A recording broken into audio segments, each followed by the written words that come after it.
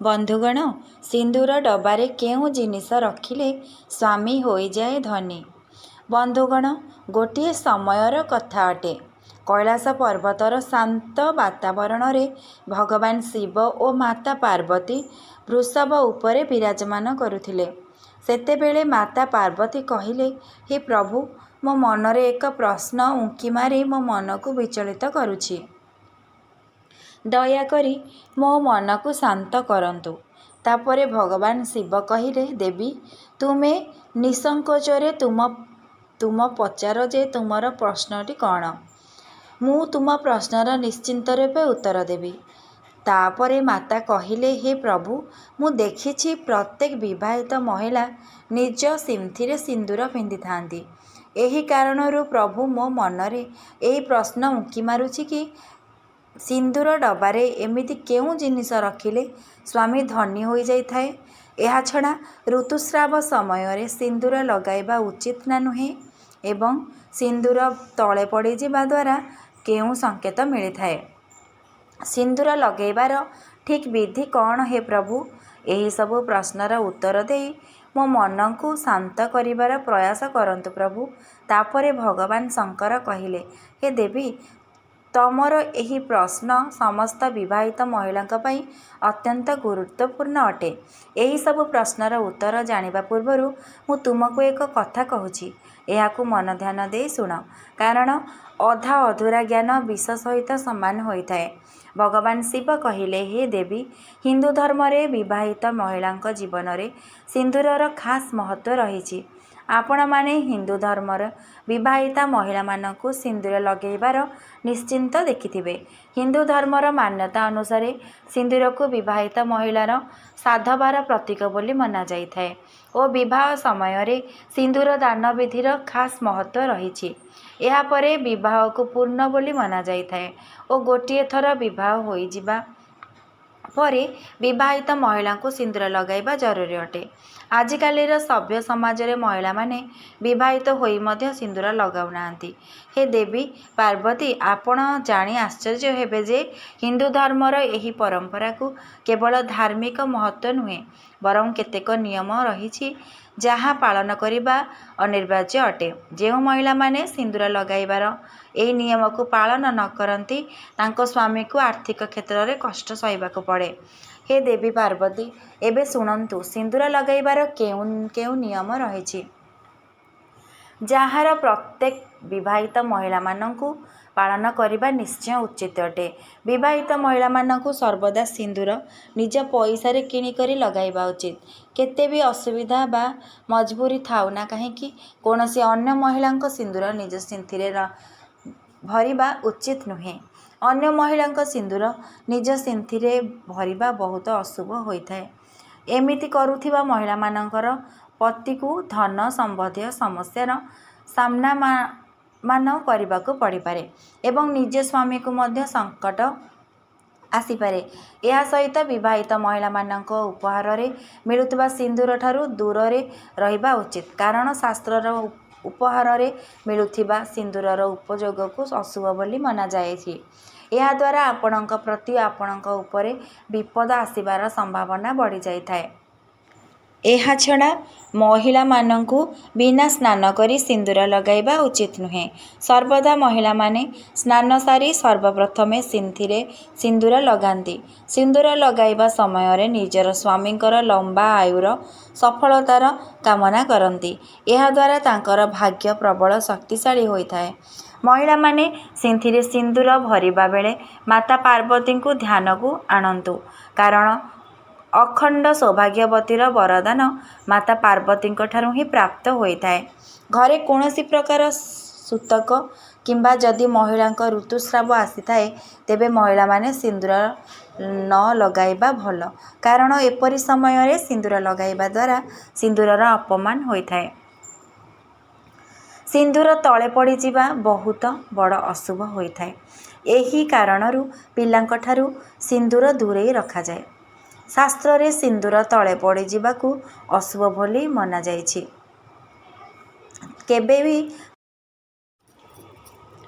କେବେ ବି କାହା ଆଗରେ ସିନ୍ଦୁର ଲଗାଇବା ଉଚିତ ନୁହେଁ। କାହା ଆଗରେ ସିନ୍ଦୁର ଲଗାଇବା ଦ୍ୱାରା ଆପଣଙ୍କ ସମ୍ପର୍କରେ ନଜର ଲାଗିଥାଏ ଓ ସ୍ୱାମୀଙ୍କ ପ୍ରେମ କମ୍ ହୋଇଯାଇଥାଏ। ତାପରେ ଆଗକୁ ଭଗବାନ ଶଙ୍କର କୁହନ୍ତି, ହେ ଦେବୀ, ମହିଳାମାନେ ନିଜ ସିନ୍ଥିରେ ସିନ୍ଦୁର ଭରିବା ପାଇଁ ସର୍ବଦା ଶୁଖିଲା ସିନ୍ଦୁର ବ୍ୟବହାର କରିବା ଉଚିତ। ମହିଳାମାନେ ସିନ୍ଦୁର ଲଗାଇବା ବେଳେ ଯଦି ମଥାରେ ସିନ୍ଦୁର ପଡ଼ିଯାଏ ତେବେ ଶାସ୍ତ୍ରରେ ଏହାକୁ ବହୁତ ଶୁଭ ବୋଲି ମନାଯାଇଥାଏ। ଏହାର ଅର୍ଥ ଆପଣଙ୍କ ସ୍ୱାମୀ ଆପଣଙ୍କୁ ଅଧିକ ପ୍ରେମ କରିଥାନ୍ତି। ଯଦି ଭୁଲରେ ଆପଣଙ୍କ ହାତରୁ ସିନ୍ଦୁର ତଳେ ପଡ଼ିଯାଏ ତେବେ ତାକୁ ନାଳ ନର୍ଦ୍ଦମାରେ ନ ପକାନ୍ତୁ। ଏହାଦ୍ୱାରା ସିନ୍ଦୁରର ଅପମାନ ହୋଇଥାଏ। ପ୍ରଥମେ ଆପଣ ମା ପାର୍ବତୀଙ୍କୁ କ୍ଷମା ମାଗନ୍ତୁ, କାରଣ ସିନ୍ଦୁର ତଳେ ପଡ଼ିଯିବା ଅଶୁଭ ହୋଇନଥାଏ। ଯଦି ଆପଣ ମା ପାର୍ବତୀଙ୍କୁ ହାତଯୋଡ଼ି କ୍ଷମା ମାଗନ୍ତି ତେବେ ଏହାଦ୍ୱାରା ଅଧିକାଂଶ ଅଶୁଭ ପ୍ରଭାବ ଚାଲି ଯାଇଥାଏ। ଏହାପରେ ସିନ୍ଦୁରକୁ ଏକାଠି କରି ସିନ୍ଥିରେ ଲଗାଇ କୌଣସି ଗଛ ତଳେ ରଖିଦିଅନ୍ତୁ। ଶାସ୍ତ୍ର ଅନୁସାରେ ଯେଉଁ ସ୍ତ୍ରୀ ନିଜ ସିନ୍ଦୁରକୁ କେଶ ତଳେ ଲୁଚାଇ ଦେଇଥାଏ ତେବେ ତାର ପତିକୁ ସମାଜରେ ମାନସମ୍ମାନ ମିଳିନଥାଏ। ତାର ପତି ଯେତେ ଉଚ୍ଚତମ ଶୀର୍ଷତାକୁ ଛୁଇଁବାକୁ ଚାହେଁ ସେହି ପର୍ଯ୍ୟନ୍ତ ପହଞ୍ଚି ପାରିନଥାଏ, ସର୍ବଦା ଅସଫଳ ହୁଏ। ସେହି କାରଣରୁ ସିନ୍ଦୁର ଯେତେ ଲମ୍ବା ଲଗାଇଦେବେ ଓ ମଥା ଆଡ଼କୁ ଯେତେ ଲଗାଇବେ ସେତେ ସ୍ୱାମୀର ଭାଗ୍ୟ ଚମକିବ। କାରଣ ମଥାରେ ସିନ୍ଦୁର ଲଗାଇବା ଦ୍ୱାରା ସ୍ତ୍ରୀଙ୍କ ଶକ୍ତି ଜାଗୃତ ହୋଇଥାଏ। ଶାସ୍ତ୍ରରେ ଏହା ସ୍ପଷ୍ଟ ଭାବରେ କୁହାଯାଇଛି କି ମହିଳାମାନଙ୍କୁ ସର୍ବଦା ନାକର ସିଧାରେ ମଧ୍ୟରେ ସିନ୍ଦୁର ଲଗାଇବା ଉଚିତ। କେବେ କେବେ ଯଦି ମହିଳା ବଙ୍କା ସିନ୍ଦୁର ଲଗାଇ ଦେଇଥାଏ ତେବେ ଶାସ୍ତ୍ରରେ ଏହାକୁ ଅଶୁଭ ବୋଲି ମନାଯାଇଛି। ଏପରି କରିବା ଆପଣଙ୍କୁ ଆପଣଙ୍କ ସ୍ୱାମୀଠାରୁ ଦୂର କରିଦେଇଥାଏ।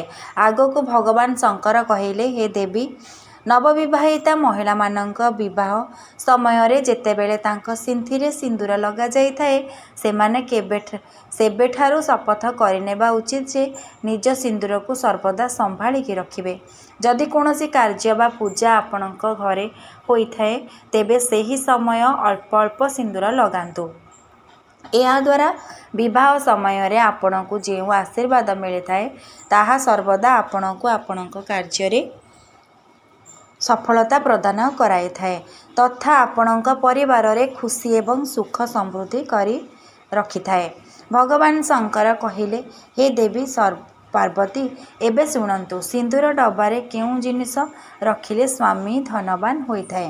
ହେ ଦେବୀ ପାର୍ବତୀ, ସିନ୍ଦୁର ଡବାରେ ଏକ ରୂପାର ମୁଦ୍ରା ରଖିଲେ ଅତ୍ୟନ୍ତ ଶୁଭ ହୋଇଥାଏ। ଏମିତି କରିବା ଦ୍ୱାରା ମାତା ପାର୍ବତୀଙ୍କ ଆଶୀର୍ବାଦ ଆପଣଙ୍କୁ ପ୍ରାପ୍ତ ହୋଇଥାଏ।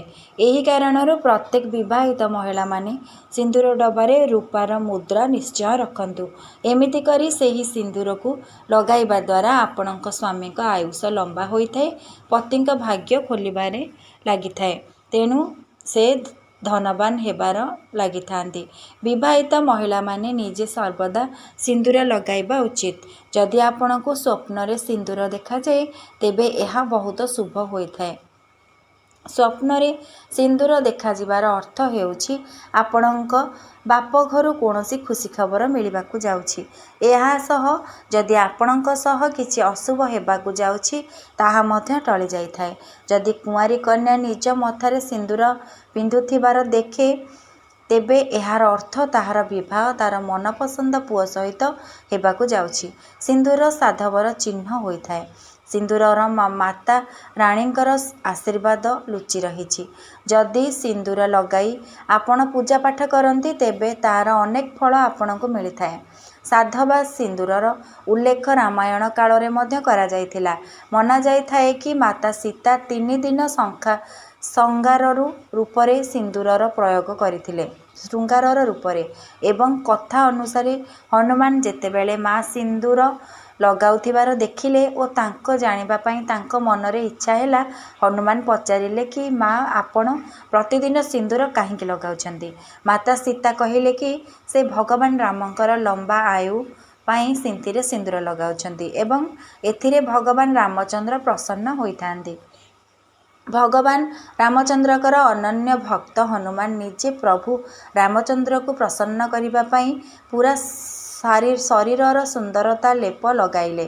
ଭଗବାନ ଶିବ କହିଲେ, ହେ ଦେବୀ ପାର୍ବତୀ, ଏବେ ଶୁଣ, ସିନ୍ଦୁର ଲଗାଇବା ଠିକ୍ ବିଧି କ'ଣ ଅଛି। ବିବାହିତ ମହିଳାମାନେ ସିନ୍ଦୁର ଲଗାଇବା ବେଳେ ତାଙ୍କର ମୁଖ ଉତ୍ତର କିମ୍ବା ପୂର୍ବ ଦିଗ ହେବା ଉଚିତ। ଏହା ସହିତ ଐଶାନ୍ୟ କୋଣ ମଧ୍ୟ ଏହା ପାଇଁ ଶୁଭ ଅଟେ। ବାସ୍ତୁ ଅନୁସାରେ ଉତ୍ତର ପୂର୍ବ ଦିଗରେ ଭଗବାନଙ୍କର ବାସ ହୋଇଥାଏ। ଏହି ଦିଗ ଆଡ଼କୁ ମୁହଁ କରି ସିନ୍ଦୁର ଲଗାଇବା ଦ୍ୱାରା ଈଶ୍ୱରଙ୍କର ଆଶୀର୍ବାଦ ପ୍ରାପ୍ତ ହୋଇଥାଏ। ଧାର୍ମିକ ମାନ୍ୟତା ଅନୁସାରେ ଠିଆ ହୋଇ ବିବାହିତ ମହିଳାକୁ ସିନ୍ଦୁର ଲଗାଇବା ବର୍ଜିତ ଅଟେ ଏବଂ ମୁଣ୍ଡ ନୁଆଁଇ ସିନ୍ଦୁର ଲଗାଇବା ଉଚିତ, ଯାହା ଦ୍ୱାରା ଏହାର ଶୁଭଫଳ ପ୍ରାପ୍ତ ହୋଇଥାଏ। ଏପରି କରିବା ଦ୍ୱାରା ଘରେ ସୁଖ ଶାନ୍ତି ଲାଗି ରହିଥାଏ ଓ ପତିଙ୍କ ଆୟୁ ଲମ୍ବା ହୋଇଥାଏ। ସୂର୍ଯ୍ୟାସ୍ତ ପରେ ସୂର୍ଯ୍ୟଙ୍କ ପ୍ରଭାବ କମ୍ ହୋଇଯାଇଥାଏ ଓ ଚନ୍ଦ୍ରଙ୍କ ପ୍ରଭାବ ବୃଦ୍ଧି ପାଇଥାଏ। ତେଣୁ ଆପଣ ସୂର୍ଯ୍ୟ ଉଦୟ ପରେ ଯେକୌଣସି ସମୟରେ ସିନ୍ଦୁର ଲଗାଇ ପାରିବେ, କିନ୍ତୁ ସୂର୍ଯ୍ୟାସ୍ତ ପରେ ସିନ୍ଦୁର ଲଗାଇବାକୁ ଅଶୁଭ ମନାଯାଇଥାଏ। ନାକ ଉପରେ ସିନ୍ଦୁର ପଡ଼ିବା, ଖାସ୍ କରି ବିବାହ ସମୟରେ ସିନ୍ଦୁର ପଡ଼ିବା ଅତ୍ୟନ୍ତ ଶୁଭ ହୋଇଥାଏ। ଏହାଦ୍ୱାରା ପତି ପତ୍ନୀଙ୍କ ମଧ୍ୟରେ ପ୍ରେମ ସମ୍ପର୍କ ବଢ଼ିଥାଏ। ଏହାଦ୍ୱାରା ପତିର ଆୟୁଷ ଲମ୍ବା ହୋଇଥାଏ। ଏହା ମଧ୍ୟ ମନାଯାଇଥାଏ କି ନାକ ଉପରେ ସିନ୍ଦୁର ପଡ଼ିବା ଦ୍ୱାରା ମାତା ଲକ୍ଷ୍ମୀଙ୍କର ଆଶୀର୍ବାଦ ପ୍ରାପ୍ତ ହୋଇଥାଏ। ଜ୍ୟୋତିଷ ଶାସ୍ତ୍ର ଅନୁସାରେ ବିବାହିତ ମହିଳାମାନେ ଯଦି ସିନ୍ଦୁର ଲଗାଇବା ବେଳେ ଏହା ମଥା ଉପରେ ପଡ଼ିଯାଇଥାଏ, ତେବେ ଏହା ବହୁତ ଶୁଭ ହୋଇଥାଏ। ଏହା ଏହି କଥାର ସଂକେତ କି ଆପଣଙ୍କୁ ଆପଣଙ୍କ ପତିଠାରୁ ଅଧିକ ପ୍ରେମ ଓ ଭଲ ପାଇବା ମିଳିବାକୁ ଯାଉଛି। ବେକରେ ସିନ୍ଦୁର ଲଗାଇବା ଦ୍ୱାରା ଈଶ୍ୱରଙ୍କ ଆଡ଼େ ମନ କେନ୍ଦ୍ରିତ ହୋଇ ରହିଥାଏ। ଏହାଦ୍ୱାରା ବ୍ୟକ୍ତିର ମନରେ ସକାରାତ୍ମକ ଉର୍ଜାର ସଞ୍ଚାର ହୋଇଥାଏ। ତାପରେ ଭଗବାନ ଶିବ କହିଲେ, ହେ ଦେବୀ, ଆଶା କରୁଛି ଏହି କଥା ମାଧ୍ୟମରେ ତମକୁ ତୁମ ପ୍ରଶ୍ନର ଉତ୍ତର ଅବଶ୍ୟ ମିଳିଯାଇଥିବ। ମାତା କହିଲେ, ହେ ପ୍ରଭୁ, ଆପଣଙ୍କର ଏହି କଥା ଶୁଣି ମୁଁ ଧନ୍ୟ ହୋଇଗଲି। ଆପଣଙ୍କର ଏହି କଥାରୁ ମୁଁ ମୋ ପ୍ରଶ୍ନର ସମସ୍ତ ଉତ୍ତର ପାଇସାରିଛି। ଭିଡ଼ିଓଟିକୁ ଏହିଠାରେ ଶେଷ କରୁଛି। ଯଦି ଆପଣମାନଙ୍କୁ ଏହି ଭିଡ଼ିଓଟି ଭଲ ଲାଗିଛି, ତେବେ ଦୟାକରି ମୋ ଚ୍ୟାନେଲକୁ ସବସ୍କ୍ରାଇବ୍ କରି ଭିଡ଼ିଓକୁ ଗୋଟେ ଲାଇକ୍ ନିହାତି କରନ୍ତୁ ଏବଂ ସାଙ୍ଗମାନଙ୍କୁ ଓ ବନ୍ଧୁବାନ୍ଧବମାନଙ୍କୁ ପାଖକୁ ସେୟାର କରନ୍ତୁ। ଜୟ ଭୋଲେନାଥ, ଜୟ ଶିବ ଶଙ୍କର। ରହିଲି।